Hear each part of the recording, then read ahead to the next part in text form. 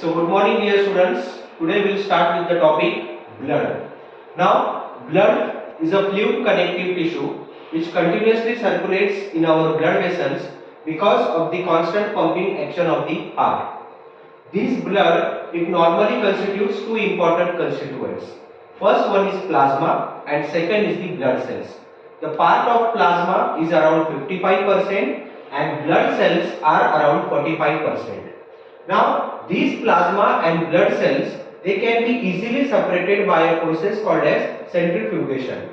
So blood cells are 45% and plasma part is 55%.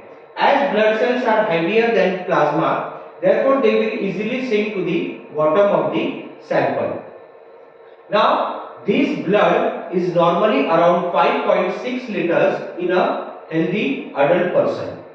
And this blood in blood vessels is always in a motion or in a circulation because of the constant pumping action of the heart. As heart is continuously pumping, so that blood is always in a circulation in the blood vessels. And this continual flow of blood, it maintains a normal constant environment inside the body.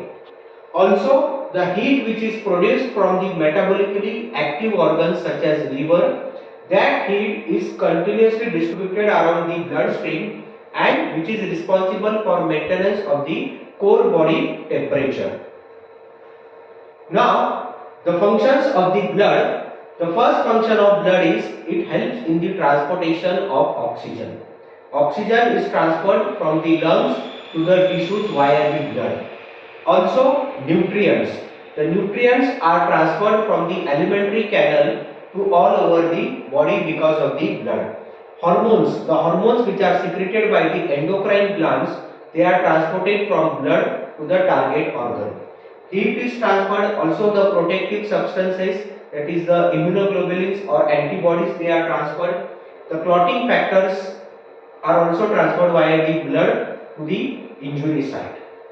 Now, the first part is plasma, which is a 55% part of the blood.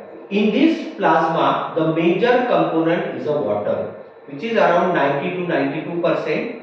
Then remaining constituents are like plasma proteins, which are around 7%, like albumin, globulins, fibrinogen. After that are the electrolytes, sodium, potassium, calcium and all that. All the nutrients, waste products like urea, uric acid, creatinine, they are all present in the plasma. All the hormones which are secreted from the endocrine glands and the gases. All these are the parts of the plasma. After that, second part of blood is the blood cells, which is a 45%, in which there are three important parts. RBCs, red blood cells, or which are most commonly called as erythrocytes. Seconds are the WBCs or white blood cells, which are called as leukocytes. And third one is the platelets, or which is called as the thrombocytes. Now these blood cells, all the blood cells, RBC, WBC or platelets, they are synthesized in the red bone marrow. This red bone marrow is present at the ends of the long bones. And this process of blood cell formation is called as hemopoiesis. Hemopoiesis means formation of all the blood cells. In adults, this hemopoiesis in the skeleton is confined to the flat bones, irregular bones, or the end part of the long bone, which is called as epiphysis. So at that part, red bone marrow is present, which is responsible for this process called as hemopoiesis. First blood cell is the erythrocytes or RBCs. Now the normal value of RBC in the blood is around 4.5 to 6.5 millions per mm³, slightly less in the females. Now these RBCs are the cells which are non-nucleated.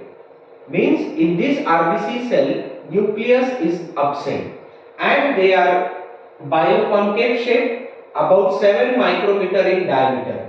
The main function of RBC cell is in the transportation of the oxygen. Next is the WBCs. RBCs. So RBCs are the bioconcave shape which are mostly suited for the gaseous exchange. In RBC, one RBC cell contains